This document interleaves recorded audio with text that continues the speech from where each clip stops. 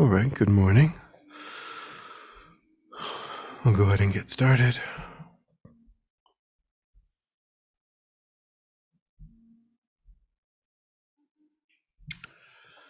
So we'll start by settling the body, finding a stable, comfortable, upright position. So we think about keeping our feet flat and our back straight, torso open, hands in the lap right over left with the palms upturned and the thumbs gently touching. Our eyes are gently closed or slightly open.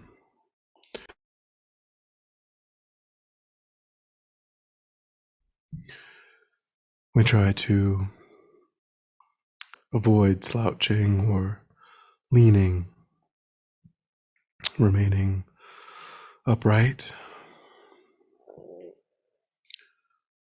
but letting go of rigidity in the body. Trying to relax into a stable, comfortable, upright position.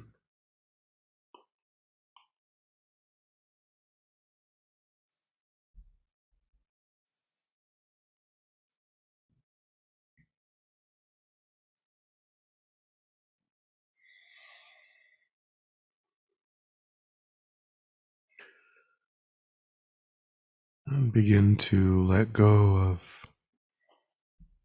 attending to the outside.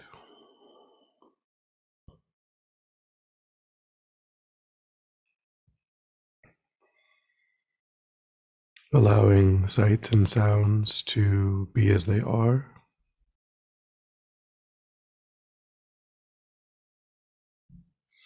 Having a sense of moving inward.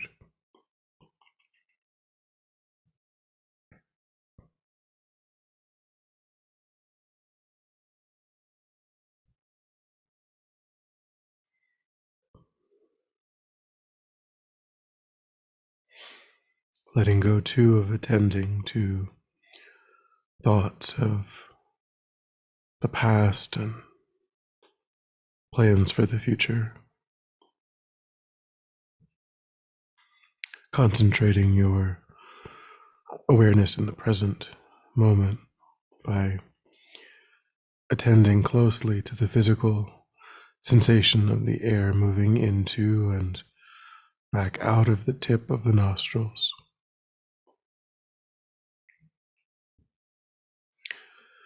Trying to notice quickly when anything other than that one physical sensation is arising in the mind.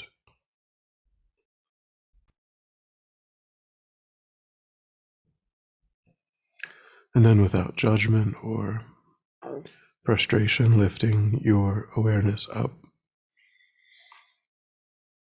from that distraction and placing it gently but firmly again and again on the breath.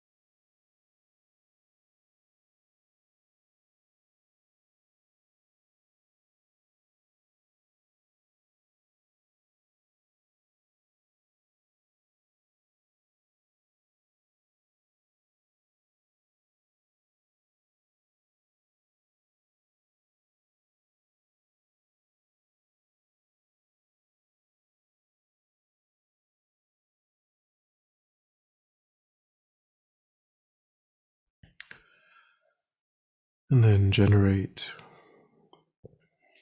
an expansive, positive motivation, intentionally widening your circle of concern,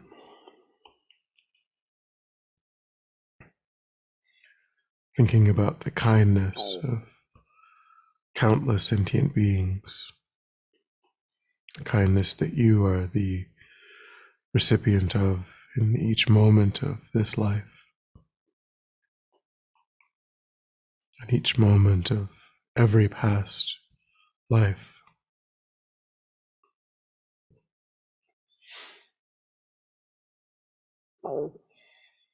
How that kindness is fulfilling all of your own wishes and providing you perfect opportunity to achieve enlightenment.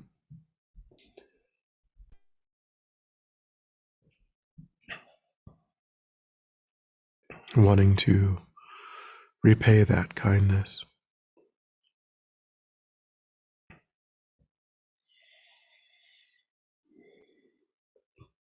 recognizing that genuine inner transformation is the best way,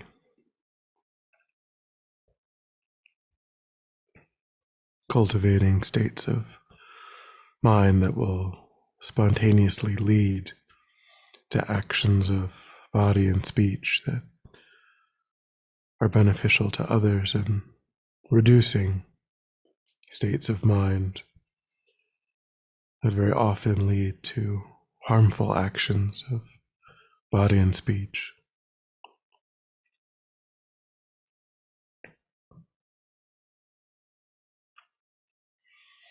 And thinking that this is the purpose of our time.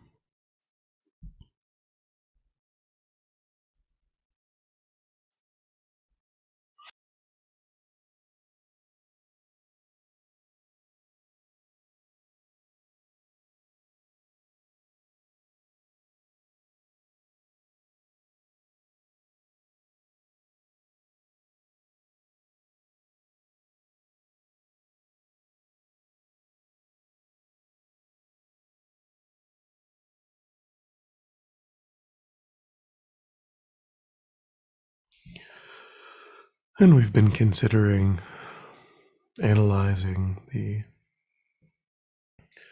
primary obstacles that arise that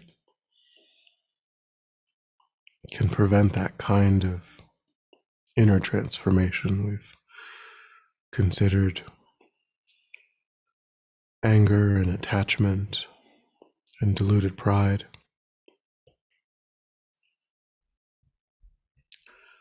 Next, we'll consider ignorance. And we can think of ignorance as being of two types. There's the ignorance of just not yet being deeply familiar with something that's true.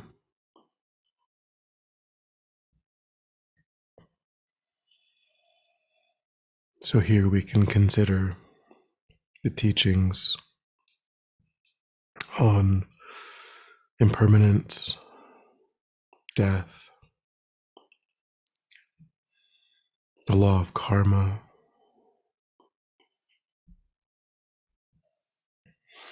the continuity of mind,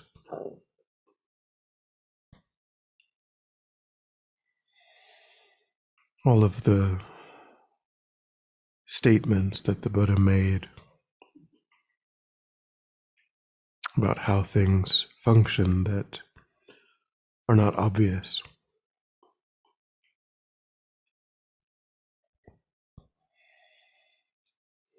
These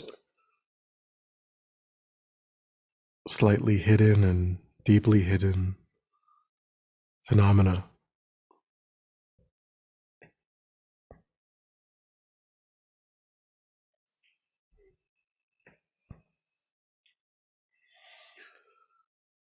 And we can recognize that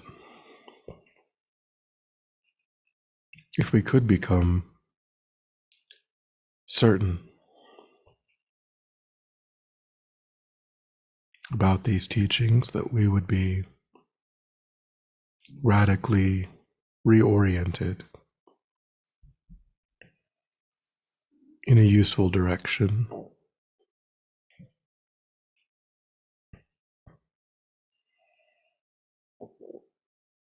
Even though we say that we know that we will die,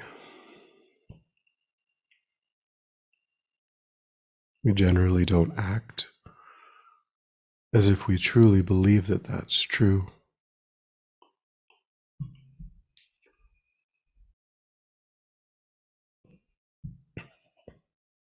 Each day of our lives, we are convinced that that death cannot happen that day.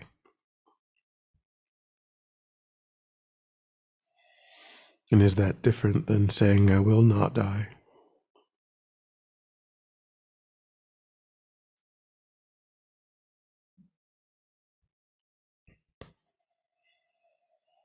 Although we know that we live in a universe that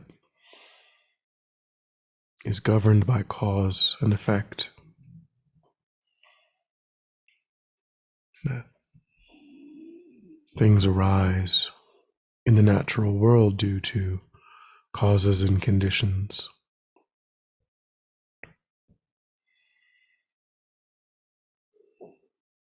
We generally don't deeply internalize that our own mind is the same.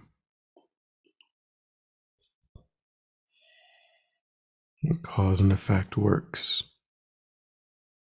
in extremely subtle ways as well.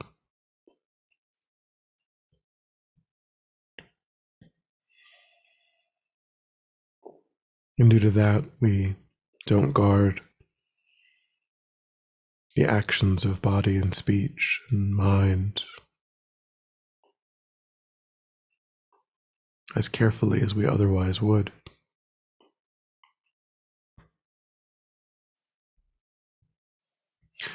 So think about this first level of unawareness.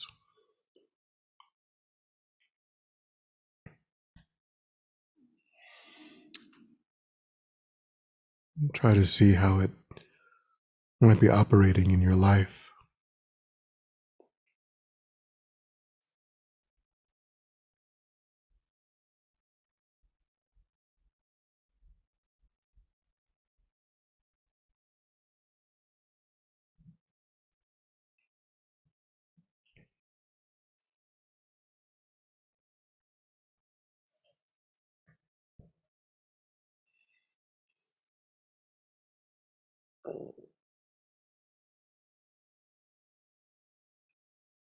Try to get a sense of the obstacles that arise.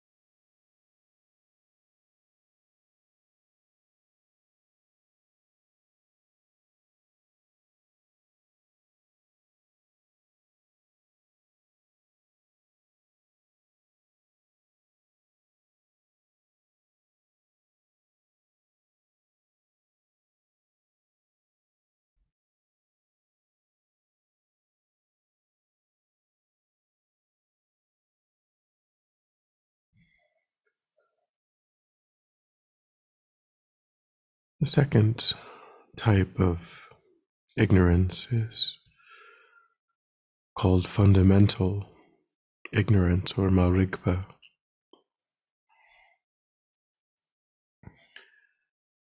It differs from a more simple unawareness in that the mind is actually mistaken about the nature of the cognition that's happening in the mind.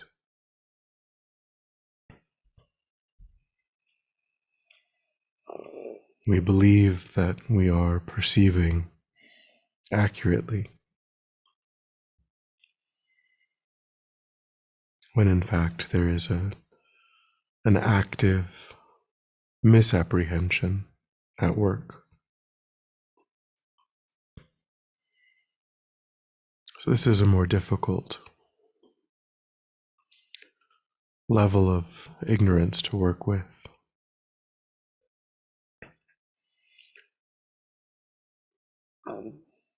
Because we don't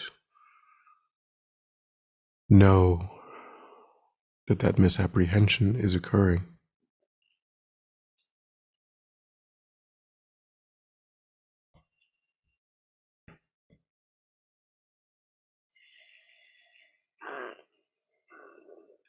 This is a very vast and deep topic in Buddhism, but we can at least begin to think about the act of perception, cognition, and think about how solid, how real objects appear.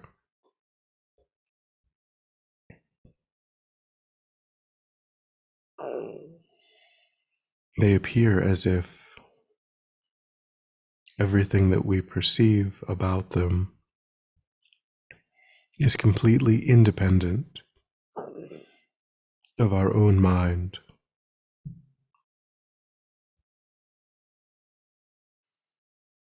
That our past history, our biases, our culture, that these play no role in how we perceive.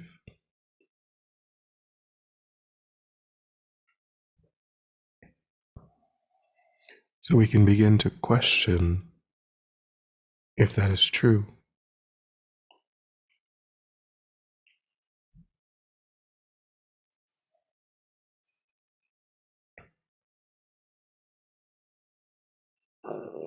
Is it true that every sentient being experiences every object in exactly the same way?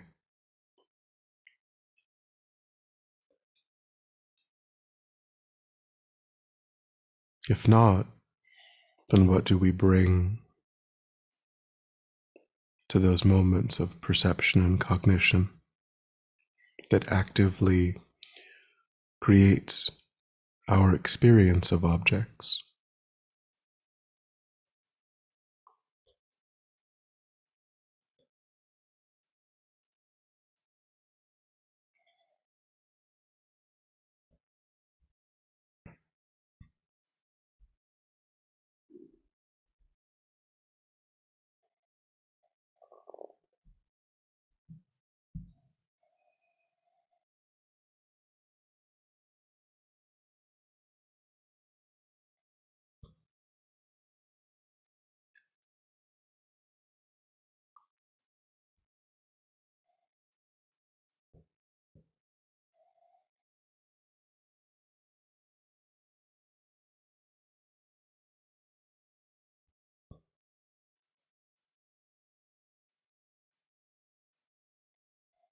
So we can begin to debate with this mistaken mind.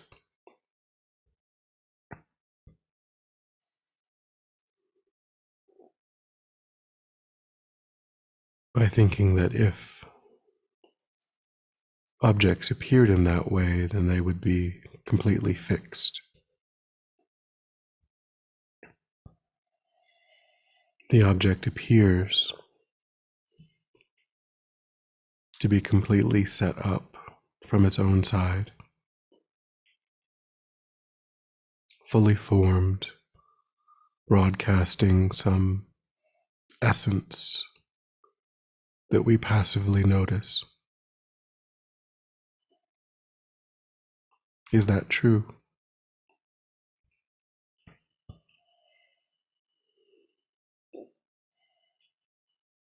That object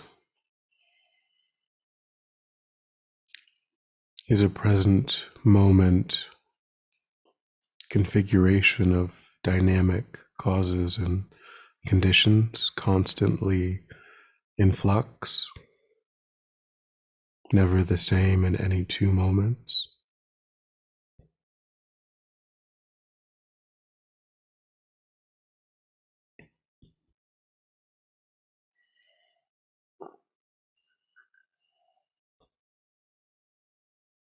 And without that act of mental imputation, mental labeling,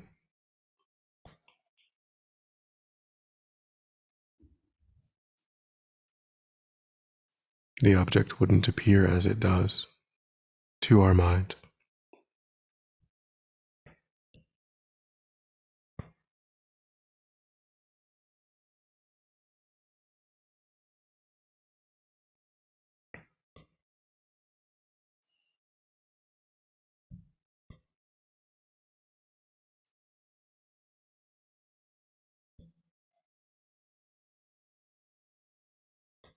So try to think now of the antidotes to these levels of ignorance.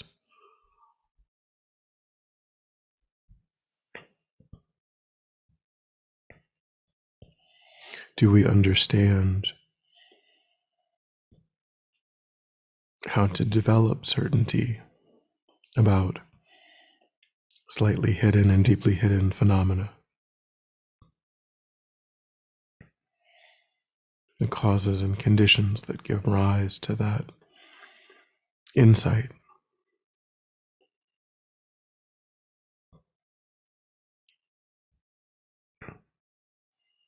The kinds of study and meditative concentration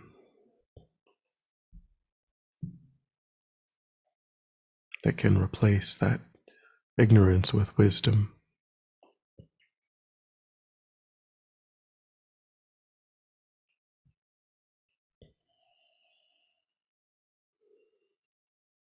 And can we begin to argue against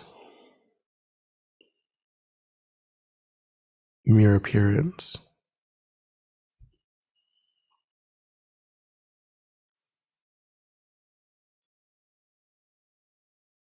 the default assumption of things as solid and independent,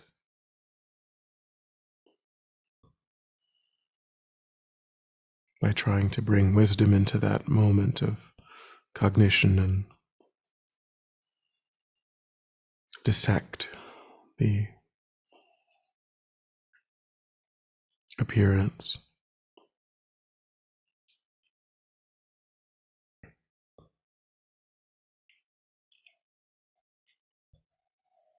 Try to think about these ways of developing greater and greater wisdom, and be determined to investigate and apply them.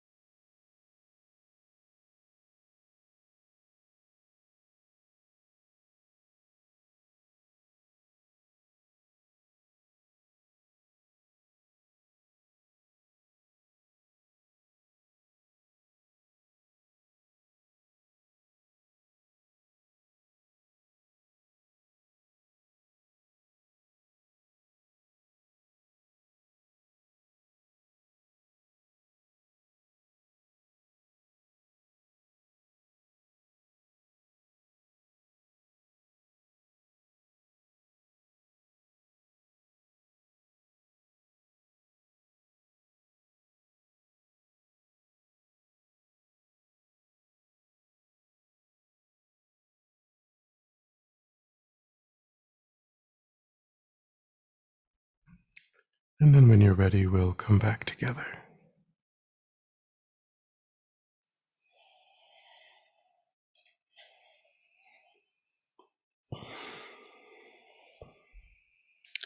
And then we'll dedicate. So recollect your altruistic motivation and think that having contemplated in this way, you've actualized that motivation and created positive energy in the mind. Think that you freely offer that energy for the benefit of all sentient beings, without exception. Thinking may it serve as a cause and condition to eliminate war and poverty, conflict, disease, natural disasters, harmful inner and outer conditions. May it fully ripen the minds of sentient beings. May they quickly arise in the state of enlightenment, having met perfect teachers and perfected their minds. May I too achieve that state in order to work perfectly for the benefit of sentient beings. May any obstacles facing the Guru's long life be completely dispelled, and may I and all sentient beings come under the joyful care and guidance of enlightened beings. May we be guided and protected until we swiftly achieve that state of enlightenment.